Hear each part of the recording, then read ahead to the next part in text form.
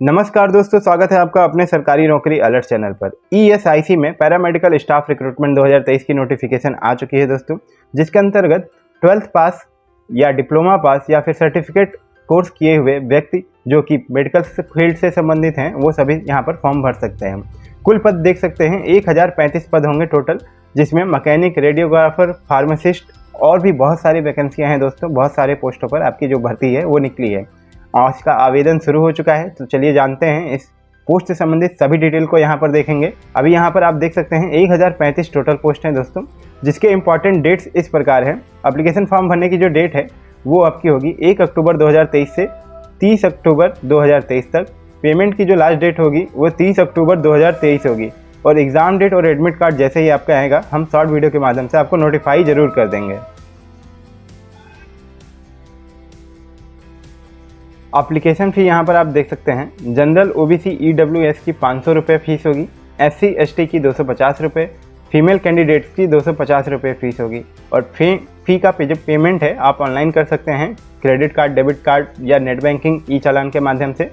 यहाँ पर देख सकते हैं, यहाँ पर नोट है SC ST तथा फिजिकली हैंडीकैप्ड और फीमेल कैंडिडेट्स की जो फ़ी होगी 250 रुपये वो रिफंडेड होगी, यानी कि रिफ़ंड हो जाएगी आपकी।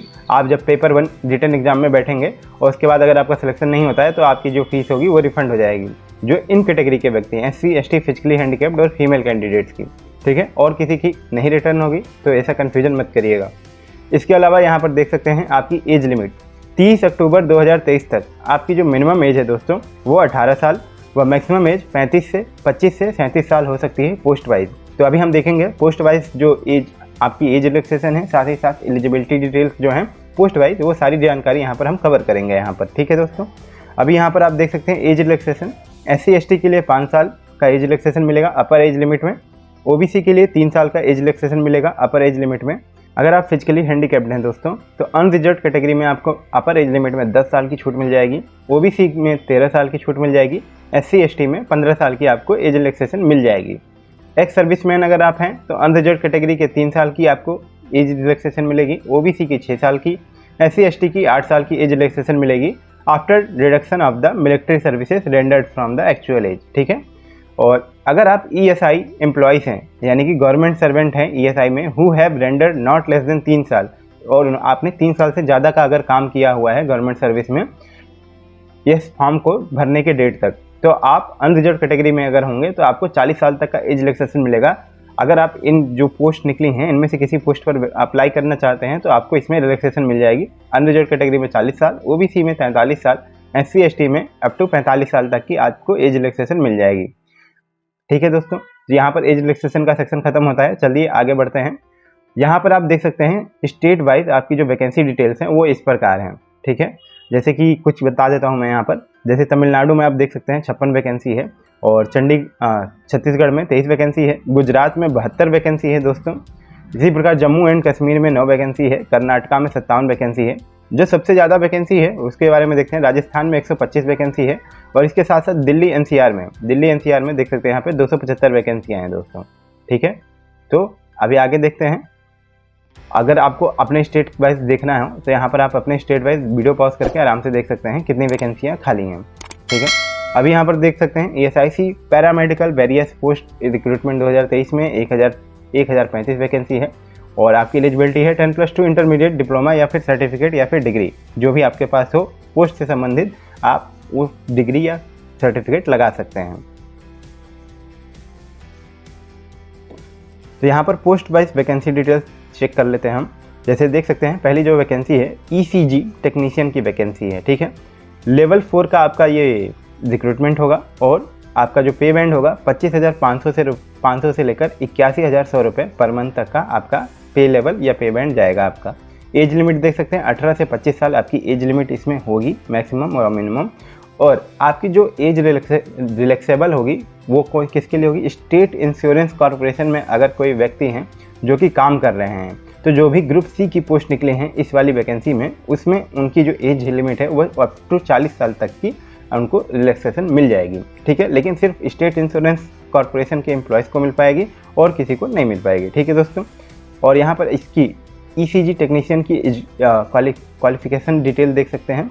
10+2 यानी कि इंटरमीडिएट होना चाहिए साइंस या फिर इक्विवेलेंट में, और 2 साल का डिप्लोमा होना चाहिए ECG में फ्रॉम किसी भी सेंट्रल, स्टेट गवर्नमेंट या AICTE रिकॉग्नाइज्ड इंस्टीट्यूट से हो सकता है वो, ठीक है।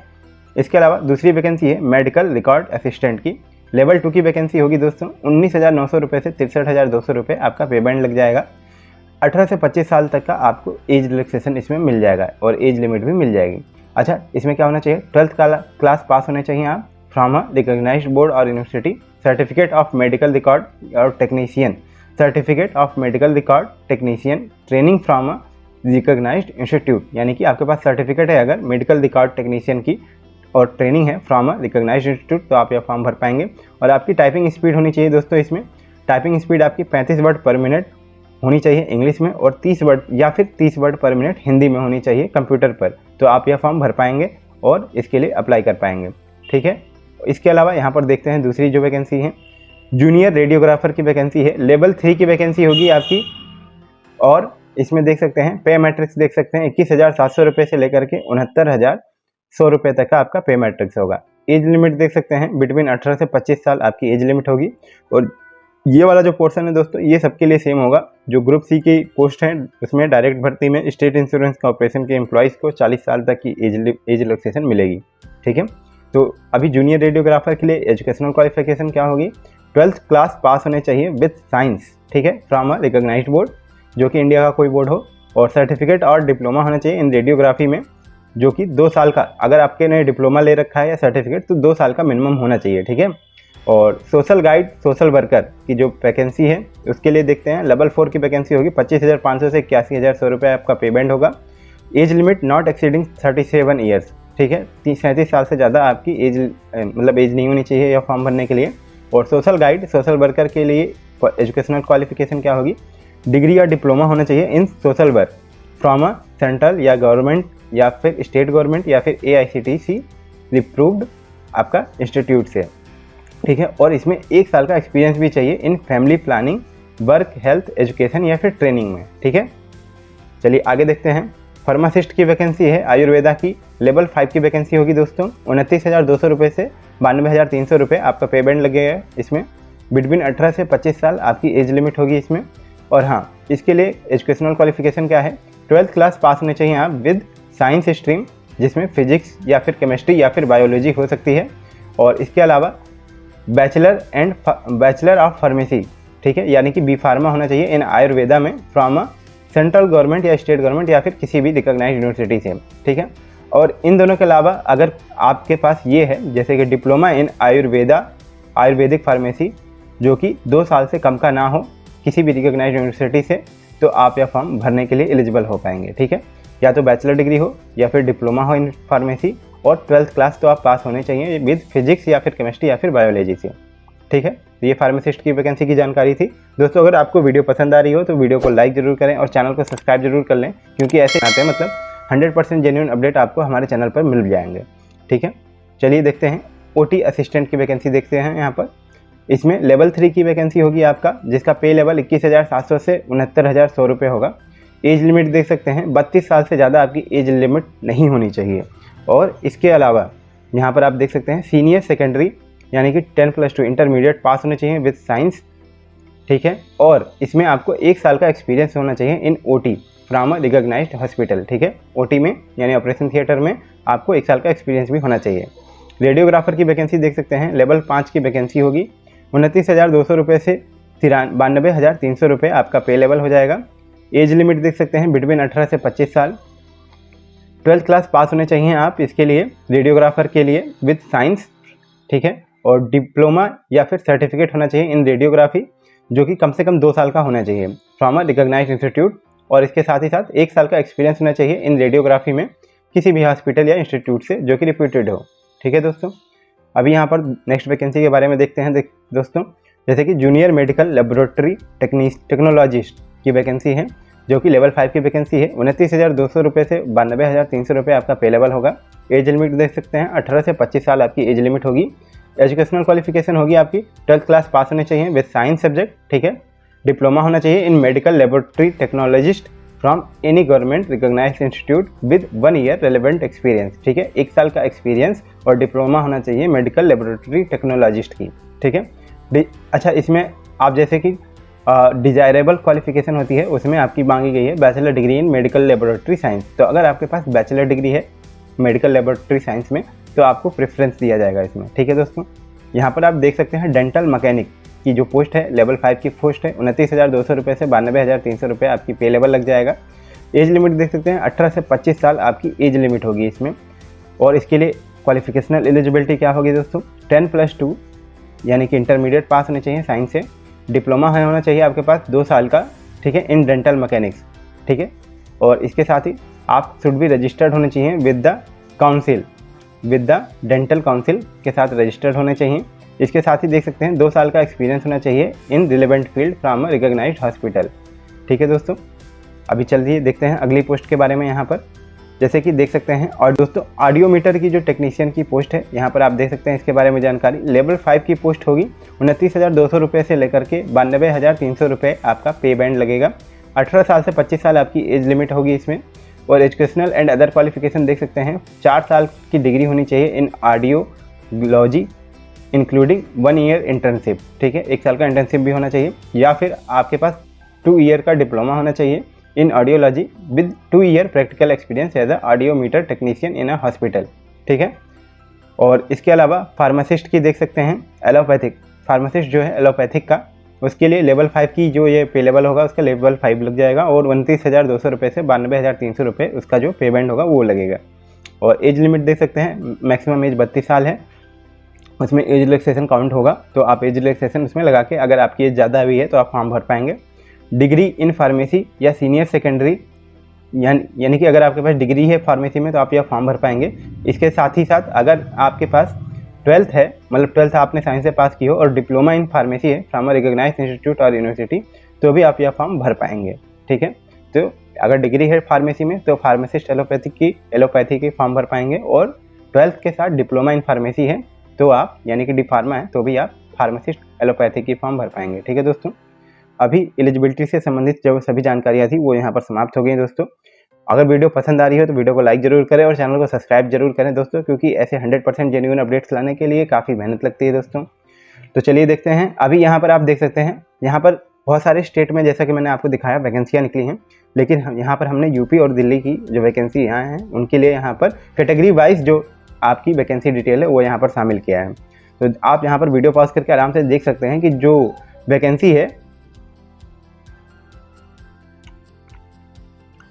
यहाँ पर आप वीडियो पॉज करके कैटेगरी वाइज वैकेंसी देख सकते हैं उत्तर प्रदेश में कि किस कैटेगरी में कितनी जो वैकेंसियाँ हैं वो आई हुई हैं। यहाँ पर दिल्ली एनसीआर की वैकेंसी आप चेक कर सकते हैं। ठीक है दोस्तों, और चलिए आगे चलते हैं। यहाँ पर आप सिटीजनशिप के लिए देख सकते हैं, बहुत इंपॉर्टेंट तो नहीं है दोस्तों, हर एक जो पेपर होता है जो गवर्नमेंट ऑफ इंडिया कराती है, सेंट्रल गवर्नमेंट ऑफ इंडिया खासकर जो कराती हैं उसके लिए यही एलिजिबिलिटी डिटेल होती है नेशनलशिप के लिए। तो देख सकते हैं यहाँ पर अगर आप सिटीजन ऑफ इंडिया हैं, इस सब्जेक्ट ऑफ नेपाल हैं या फिर सब्जेक्ट ऑफ भूटान हैं या फिर कोई तिब्बतियन रिफ्यूजी हैं जो 1962 से पहले आकर इंडिया में परमानेंट सेटल हो गए थे, या फिर कोई पर्सन ऑफ ओरिजिन हैं जो कि माइग्रेट हुए हों पाकिस्तान, बर्मा, श्रीलंका या फिर ईस्ट अफ्रीकन कंट्री जैसे केन्या, युगांडा, तंजानिया। ठीक है, इन सभी कंट्री से आए हों और इंडिया में परमानेंट सेटल हो गए हों आप, और आपके पास गवर्नमेंट ऑफ इंडिया द्वारा एक जारी किया गया एलिजिबिलिटी सर्टिफिकेट हो। ठीक है, तो आप यह फॉर्म भर पाएंगे। ठीक है, अगर आप परमानेंट सेटल हो चुके हैं, अगर आपके पास एलिजिबिलिटी सर्टिफिकेट नहीं है तब भी आप फॉर्म भर पाएंगे, लेकिन ज्वाइनिंग के टाइम आपको सर्टिफिकेट ऑफ एलिजिबिलिटी प्रोड्यूस करना होगा। ठीक है दोस्तों, तो चलिए आगे देखते हैं। हाँ, यहाँ पर आप देख सकते हैं जैसे कि बहुत सारे स्टेट में वैकेंसी आई हैं, लेकिन अगर किसी अदर स्टेट के जो आप कैंडिडेट हैं तो आप सोच रहे होंगे कि क्या अदर स्टेट में आप फॉर्म भर पाएंगे, तो बिल्कुल आप किसी भी स्टेट के हों आप किसी भी स्टेट में फॉर्म भर सकते हैं, क्योंकि जो वैकेंसी है वो सेंट्रल गवर्नमेंट की वैकेंसी है और सेंट्रल गवर्नमेंट की वैकेंसी आप ऑल ओवर इंडिया में कहीं पर भी आप फॉर्म भर सकते हैं। तो आपको जिस भी स्टेट में मन करे आप उस स्टेट में अपना फॉर्म भर सकते हैं। और हाँ, दूसरे राज्यों का जो नोटिफिकेशन है, जैसे कि अभी मैंने आपको कैटेगरी वाइज दिखाया था कि यहाँ पर इतनी वैकेंसियाँ खाली हैं, तो जो दूसरे राज्यों का नोटिफिकेशन का लिंक है वो आपको डिस्क्रिप्शन बॉक्स में मिल जाएगा। तो अगर आप किसी अदर राज्य का वैकेंसी की डिटेल चेक करना चाहते हैं और तो उसका जो PDF है वो आपको डिस्क्रिप्शन बॉक्स में मिल जाएगा, वहाँ से जाके उसे डाउनलोड करके आप चेक कर सकते हैं। ठीक है दोस्तों, इसके अलावा यहाँ पर आप इस रिटन एग्जामिनेशन जो होगा जो फेज़ 1 का होगा उसका पैटर्न देख सकते हैं। देखिए यहाँ पर आपका जो पेपर होगा उसमें 4 पार्ट होंगे, ठीक है। उसमें पार्ट 1 जो होगा टेक्निकल एंड प्रोफेशनल नॉलेज, यानी कि जिस भी पोस्ट से रिगार्डिंग आप फॉर्म भरेंगे उसका पेपर होगा टेक्निकल एंड प्रोफेशनल नॉलेज, उस सब्जेक्ट में चेक की जाएगी आपकी। जो नंबर ऑफ क्वेश्चन होंगे 50 क्वेश्चन होंगे और 100 मार्क्स के होंगे, ठीक है। और उसके बाद जो पार्ट 2 होगा उसमें जनरल अवेयरनेस होगी, जिसमें 10 क्वेश्चन होंगे 10 नंबर के। पार्ट 3 में जनरल इंटेलिजेंस होगा जो कि 20 क्वेश्चन होगा 20 नंबर का। और पार्ट 4 में अर्थमेटिक एबिलिटी यानी मैथमेटिक्स होगा जो कि 20 क्वेश्चन होंगे 20 नंबर के। तो नंबर ऑफ क्वेश्चन आपके टोटल हो जाएंगे 100 और टोटल मार्क्स हो जाएंगे आपके 150। और देख सकते हैं आपका जो पेपर होगा वो बाइलिंगुअल होगा, हिंदी और इंग्लिश दोनों में ही आएगा। ड्यूरेशन आपका जो पहला पार्ट 1 होगा उसका ड्यूरेशन होगा आपका 60 मिनट, और जो पार्ट 2, 3, 4 इन तीनों को मिलाकर आपको 60 मिनट दिया जाएगा। तो टोटल आपका 2 घंटे का पेपर हो जाएगा। नेगेटिव मार्किंग बिल्कुल है, 0.25 मार्क्स आपके कट कर लिए जाएंगे अगर आपके गलत होते हैं क्वेश्चन आंसर्स तो, ठीक है दोस्तों। और यहाँ पर आप क्वालिफाइंग मार्क्स चेक कर सकते हैं। जो आपका पार्ट 1 होगा उसका जो मिनिमम क्वालिफिकेशन मार्क्स है, यानी कि इतने नंबर तो आपको लाने ही लाने हैं, वो देख सकते हैं। ऑनलाइन एग्जाम में 45% नंबर है अनरिजर्व कैटेगरी के लिए, 40% नंबर है ओबीसी कैटेगरी के लिए, और ईडब्ल्यूएस कैटेगरी के लिए 35% है, और 35% है एससी एसटी के लिए और एक्स सर्विसमैन के लिए, और 30% है पीडब्ल्यूडी कैटेगरी के कैंडिडेट्स के लिए, ठीक है दोस्तों। चलिए आगे बढ़ते हैं। यहाँ पर आप देख सकते हैं ईएसआईसी वैकेंसी का जो मोड ऑफ सिलेक्शन है वो इस प्रकार होगा कि जैसे आपका फेज़ 1 होगा रिटन एग्जामिनेशन, वही आपका मेन जो पेपर होगा वही होगा, इसके अलावा दूसरा पेपर नहीं होगा। और हाँ, जिस पोस्ट के लिए आपको स्किल टेस्ट मांगा गया है तो उसमें आपको स्किल टेस्ट देना होगा, वो क्वालिफाइंग नेचर का होगा, उसका कोई मार्क्स नहीं जुड़ेगा, ठीक है।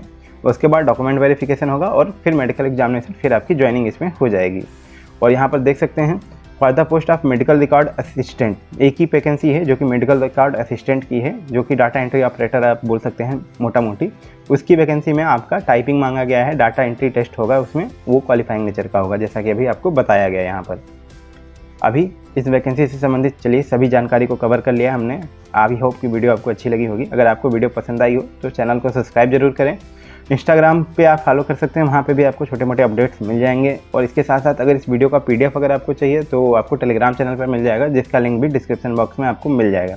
तो चलिए मिलते हैं तब तक आपसे अगले वीडियो में, तब तक के लिए नमस्कार, सत श्री अकाल, जय हिंद।